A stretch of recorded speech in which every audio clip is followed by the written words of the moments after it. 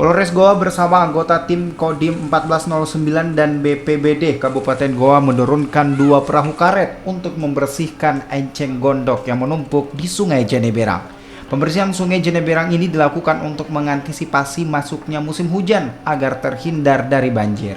Menurut rencana, kegiatan ini akan terus dilakukan. Jadi ini kegiatan kita lakukan untuk antisipasi. Apabila ke depan ada curah hujan makin tinggi, untuk antisipasi bencana banjir. Dan juga yang paling utama ingin mengajak masyarakat untuk lebih peduli lingkungan, peduli alam, mau bersahabat dengan alam.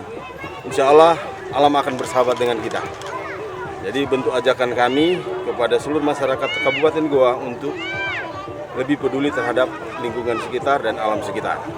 Kalau ini tidak akan diatasi, ini akan menjadi dampak terhadap bagaimana kondisi laut yang ada di Makassar. Oleh itu ini yang menjadi tanggung jawab kita, utamanya yang ada di wilayah Kabupaten Goa. Oleh itu kami dari Dinas Lingkungan Hidup sangat memberikan apresiasi dan dukungan kepada pihak Polres.